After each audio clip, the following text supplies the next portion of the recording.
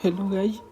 तो आज हम लोग पढ़ेंगे प्रोजेक्टाइल के बारे में, प्रोजेक्टाइल मोशन के बारे में कि प्रोजेक्टाइल मोशन क्या होता है। ठीक है, तो इसको पढ़ने से पहले आप लोग को पता होगा, आप लोग पढ़े होइएगा मोशन के बारे में, रेक्टिलिनियर मोशन।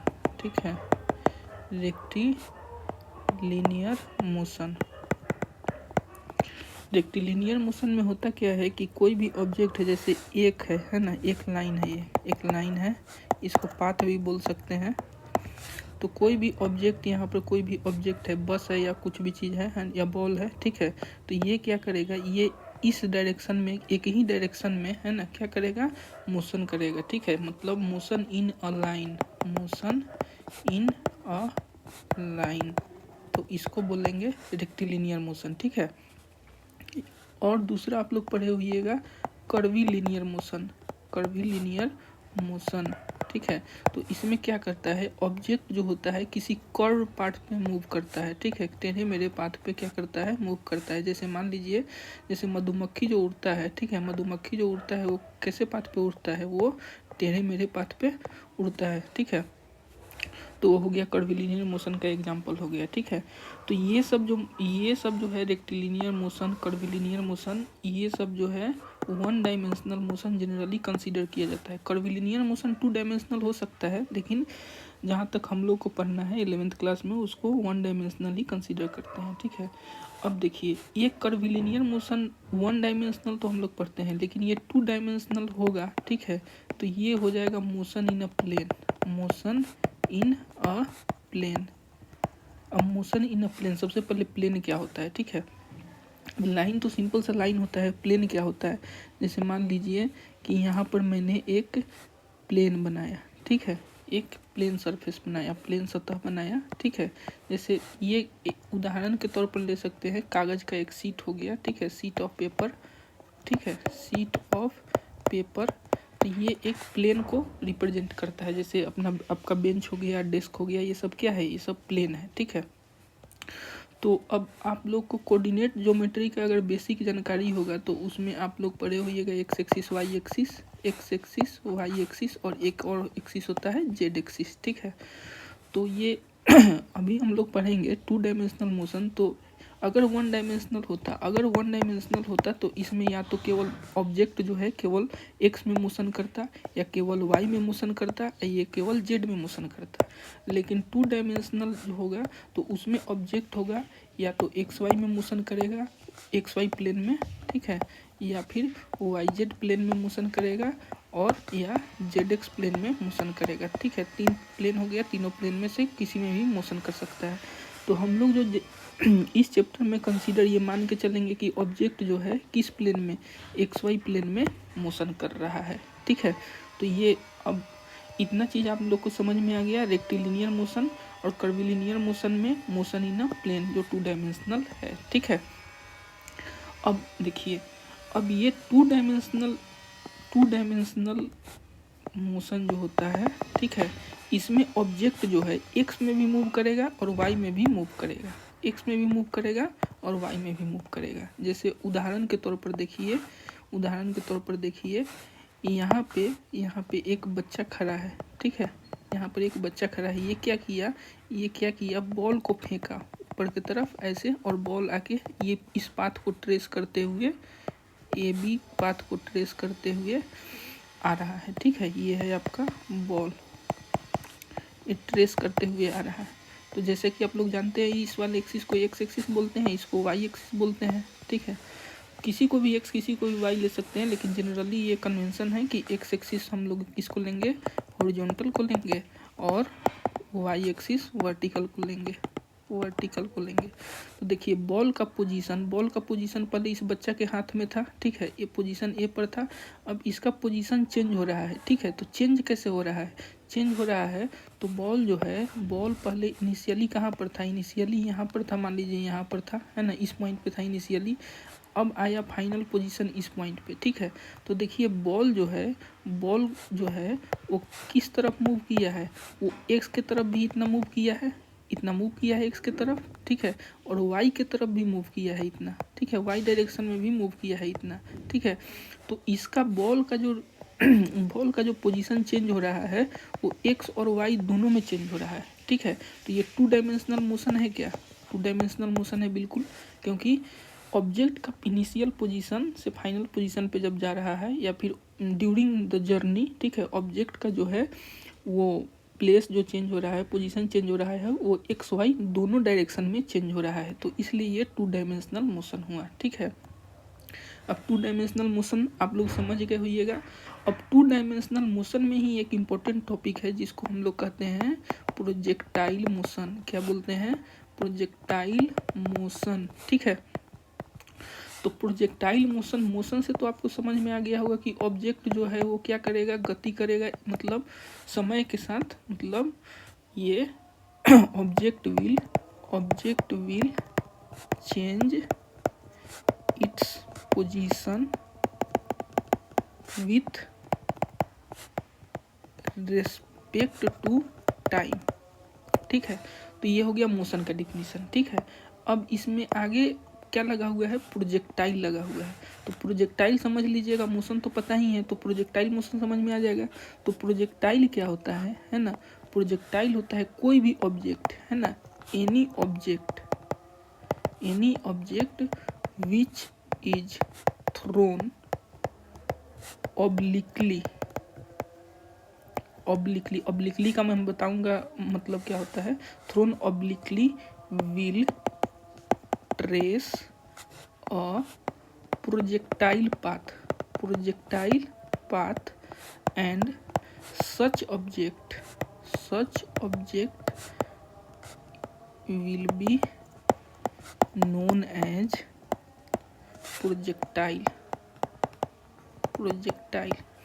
अब देखिए, पहले ये समझ लीजिए मैं जो बोल रहा हूँ उसको मैं, और उसके बाद मैं फिर डिफिनीशन पे आऊँगा, डिफिनीशन का एक्चुअल मतलब समझाऊंगा, ठीक है। अब जैसे देखिए यहाँ पर क्या है, यहाँ पर ये एक्स एक्सिस है और ये है वाई एक्सिस, ठीक है।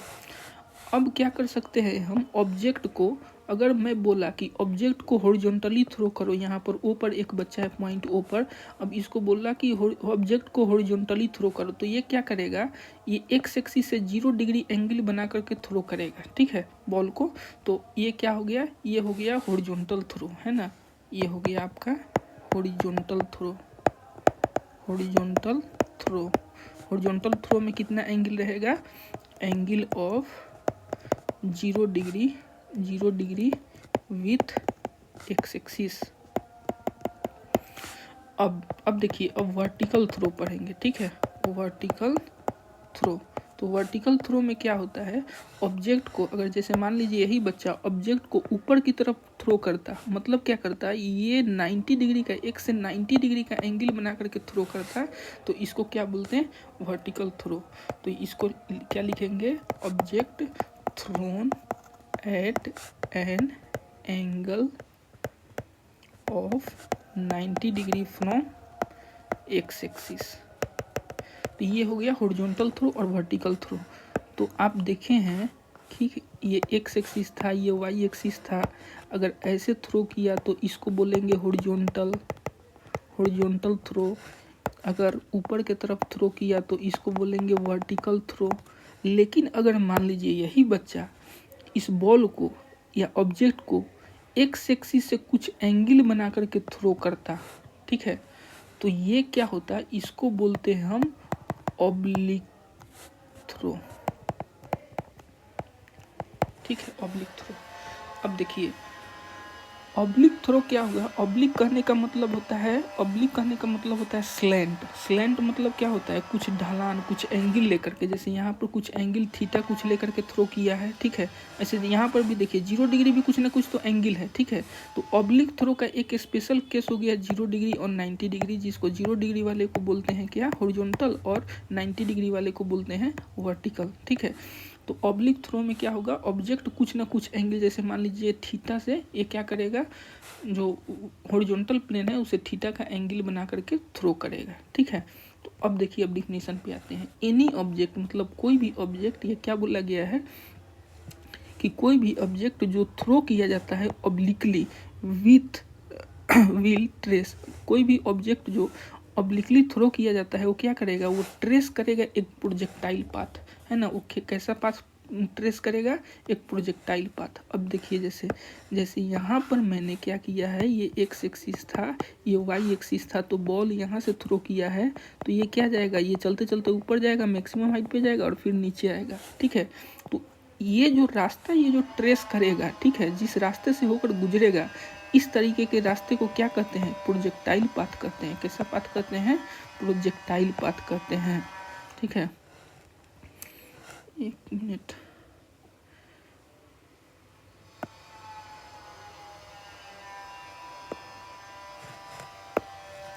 हाँ, तो इस तरह के रास्ते को कैसे कहते हैं, प्रोजेक्टाइल पाथ, प्रोजेक्टाइल पाथ, ठीक है। वो रास्ता कैसा होगा, ये एक्स से 6 होगा, ये वाई एक्सिस, वो रास्ता कुछ ऐसा होगा, ठीक है। अब ध्यान देने वाला बात यहाँ पर एक और है, ठीक है। जब भी ऑब्जेक्ट जो है जब भी प्रोजेक्टाइल पाथ फॉलो करेगा, ठीक है, तो वो होगा अंडर इन्फ्लुएंस ऑफ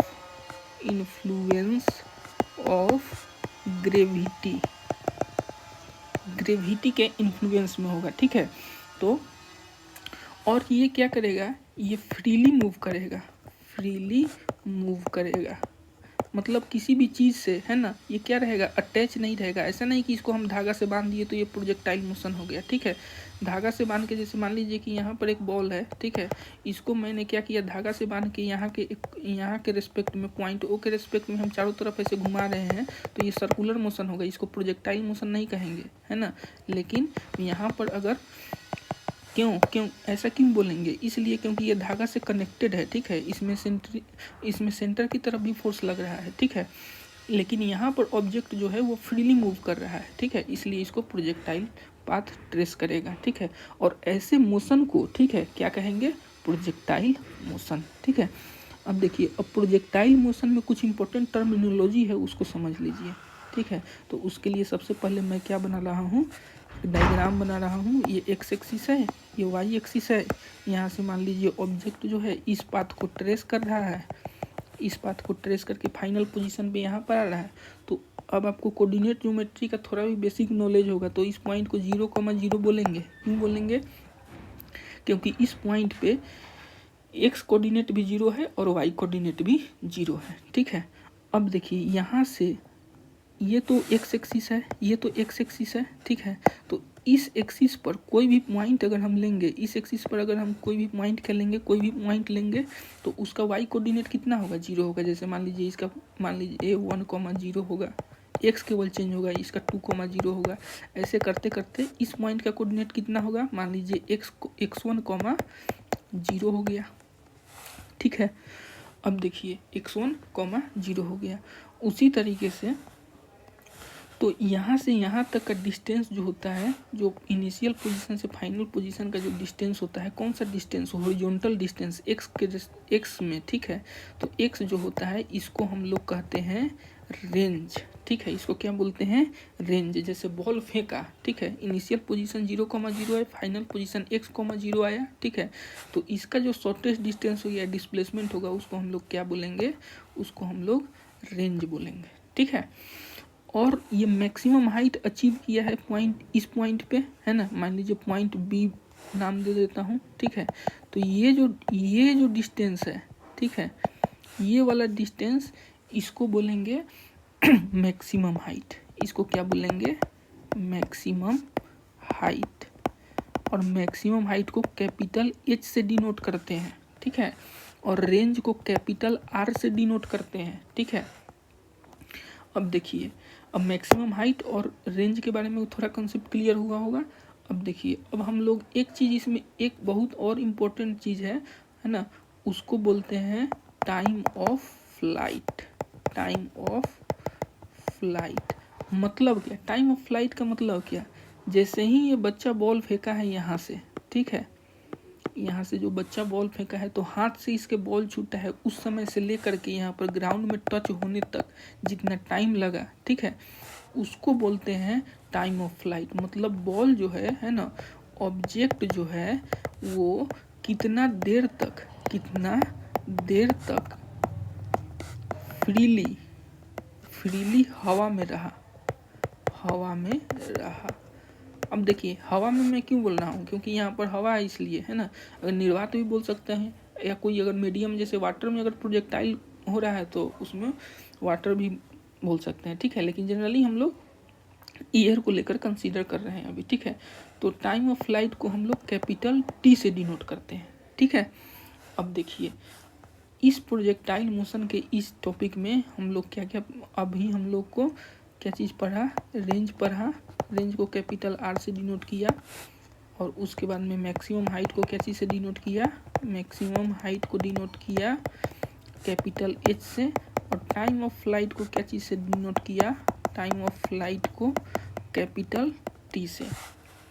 अब यही 3 चीज़ हम लोग को फाइंड आउट करना है, ठीक है। और इस पे आता है न्यूमेरिकल, जेईई मेंस में भी अच्छा खासा न्यूमेरिकल आता है और एडवांस में भी अच्छा खासा न्यूमेरिकल आता है, ठीक है। एक क्वेश्चन तो जेईई मेंस में इसका फिक्स ही रहता है, ठीक है। तो अब देखिए, अब फिर से हम लोग वही डायग्राम बनाते हैं। यहाँ पर एक्स एक्सिस है और ये वाई एक्सिस है। जैसे मान लीजिए यहाँ पर ये है प्रोजेक्टाइल पाथ, यहाँ से है ना, यहाँ से कोई बच्चा है ना इनिशियल वेलोसिटी यू दे करके किसी प्रोजेक्टाइल को फेंका, ठीक है। कितना डिग्री के एंगल पर, मान लीजिए थीटा के एंगल पर, ठीक है।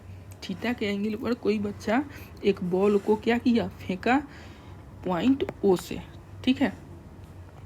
अब देखिए, अब आप लोग वेक्टर में पढ़े होइएगा, किसी भी वेक्टर का जो को रिजॉल्व करना होता है, ठीक है। जैसे यहाँ पर वेक्टर के वेक्टर है, यहाँ पर थीटा एंगल बना रहा है, तो ये एक्स में क्या होगा, के एक्स जो होगा उसको बोलेंगे के कॉस थीटा। कॉस थीटा क्यों लिखेंगे, क्योंकि ये एक्स से एंगल बना रहा है, जिस डायरेक्शन से एंगल बनाएगा उसमें कॉस आएगा। और के वाई क्या होगा, तो के वाई होगा के साइन थीटा, ठीक है। तो उसी तरीके से यहाँ पर क्या था, यहाँ पर ये एक्स था और ये वाई था, यहाँ से यू वेलोसिटी से फेंक रहा है। यू मतलब क्या है, यू इनिशियल वेलोसिटी को यू बोलते हैं, थीटा एंगल बना करके एक प्रोजेक्टाइल फेंका गया है, ठीक है। तो इसका एक्स कंपोनेंट कितना होगा, एक्स कंपोनेंट यू एक्स बराबर होगा u cos theta, y component कितना होगा, यू वाई बराबर यू साइन थीटा, ठीक है। इतना तक में कोई दिक्कत नहीं, ठीक है। अब देखिए, आप लोगों ने शुरू में सुना होगा एक चीज़, में प्रोजेक्टाइल का जब डिफिनीशन बता रहा था तो उसमें मैं बार बार बोल रहा था कि ऑब्जेक्ट जो है, ऑब्जेक्ट फ्रीली मूव करेगा। कैसा मूव करेगा, फ्रीली मूव करेगा, ठीक है। तो ऑब्जेक्ट फ्रीली मूव करेगा और इस पर केवल ग्रेविटी का प्रभाव होगा, बाकी किसी चीज़ का प्रभाव नहीं होगा, ठीक है। तो केवल ग्रेविटी का प्रभाव होगा। तो इसका मतलब क्या, इसका मतलब ये है कि ये जो ऑब्जेक्ट जो है ना, ऑब्जेक्ट जो है इसका एक्स में एक्सेलरेशन कितना होगा, एक्सेलरेशन इन एक्स डायरेक्शन वो होगा 0। समझ में आया कि नहीं, ये एक्स में एक्सेलरेशन 0 क्यों होगा, क्योंकि इसमें केवल कौन सा बल लग रहा है, एक्सेलरेशन किसके वजह से होता है, एक्सेलरेशन जहाँ पर भी होगा वहाँ पर फोर्स होगा, ठीक है। तो इस पे केवल, इस प्रोजेक्टाइल पे केवल हम लोग को ग्रेविटी फोर्स ही लग रहा है। और ग्रेविटी का तो डायरेक्शन कैसा होता है, ग्रेविटी का डायरेक्शन क्या होता है, वर्टिकल होता है, हॉरिजॉन्टल तो होता नहीं है, ठीक है। और बाकी तो ये फ्रीली मूव कर रहा है, इसलिए एक्स में हॉरिजॉन्टल में कोई फोर्स नहीं लगेगा, ठीक है। हॉरिजॉन्टल में कोई फोर्स नहीं लगेगा, ठीक है। तो ये एक्स में जो डायरेक्शन जो होगा, एक्स में एक्सेलरेशन जो होगा वो 0 होगा। और आपने क्या निकाला है, यू एक्स बराबर कितना आया था, यू कॉस थीटा, ठीक है। तो अब हम लोग को क्या मिलेगा, अब हम लोग को मिलेगा वी एक्स। वी का मतलब क्या होता है, वी मतलब होता है फाइनल वेलोसिटी। फाइनल वेलोसिटी मतलब क्या हो गया, जैसे ही ऑब्जेक्ट जो है यहाँ से इनिशियल पोजीशन से फाइनल पोजीशन पे आएगा, ठीक है। तो यहाँ पर ऐसे आएगा, यहाँ पर वी होगा, तो यहाँ पर एक्स से जो एंगल बनाएगा ये वी एक्स होगा, और वाई से जो वाई में इसका कंपोनेंट होगा वो वी वाई होगा। तो वी एक्स वी वाई कितना होगा, तो वी एक्स बराबर होगा, आप लोगों ने 3 इक्वेशन वो पढ़ा होगा, है ना, मोशन का। तो v is equal to u plus a t पढ़ा होगा, ठीक है। तो हम लोग x के लिए फाइंड आउट कर रहे हैं, तो वी एक्स बराबर you x plus A x into T. T कहाँ क्या हो गया, टाइम हो गया, जो यहाँ से यहाँ तक आने में जो टाइम लगा वो टाइम, ठीक है। तो अब वी एक्स बराबर कितना होगा, यू एक्स कितना था, यू कॉस थीटा था, ठीक है। और ए एक्स कितना है, ए एक्स तो जीरो है, यहाँ से आ गया ए एक्स बराबर जीरो, ठीक है, इंटू टी। तो इसका मतलब क्या हो गया, वी एक्स बराबर यू कॉस थीटा, ये यू एक्स के बराबर ही है क्या, ठीक है, सॉरी।